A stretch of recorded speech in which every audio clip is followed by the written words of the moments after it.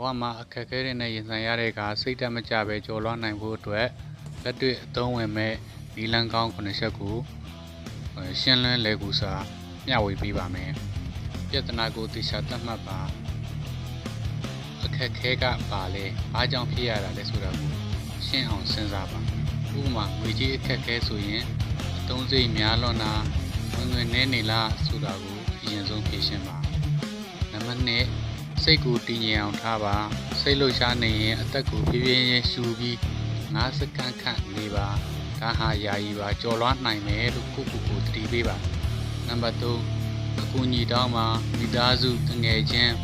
ပညာရှင်တွေစီကအကြံဉာဏ်တောင်းပါဥပမာစိတ်ဖိစီးနေရင်စိတ်ကျန်းမာရေးဆရာဝန်နဲ့တိုင်ပင်ပါနံပါတ်4အဆိုးထဲကအကောင့်ကိုရှာပါဒုက္ခဟာအတွေ့အကြုံသစ်အာမန်သစ်ဖြစ်လာစေနိုင်မယ်လို့ယူဆပါဥပမာအလုပ်ပြုတ်သွားရင်ကိုယ်ပိုင်လုပ်ငန်းစဖို့အခွင့်အရေးကိုတွေးပါနံပါတ်5လက်တွေ့ကြတဲ့အစီအစဉ်ဆွဲပါပြဿနာကိုဆင့်လိုက်ဖြေရှင်းပါဥပမာကျန်းမာရေးပြဿနာဆိုရင်ဆရာဝန်နဲ့ပြဖို့နေထိုင်မှုပုံစံပြောင်းဖို့စာရင်းလုပ်ပါနံပါတ်6ကိုယုံကြည်မှုထားပါ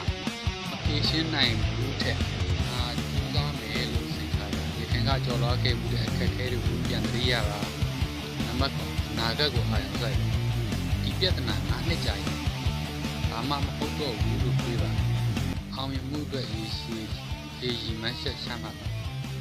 ရှုပ်ပြောရင်ပြဿနာကိုသတ်မှတ်ပါနံပါတ်2တည်ငြိမ်အောင်လှုပ်ဆောင်ပါနံပါတ်3အကူအညီတောင်းပါနံပါတ်4အကောင်းမြင်စိတ်ထားပါနံပါတ်5အစီအစဉ်ဆွဲပါနံပါတ်6ယုံကြည်မှု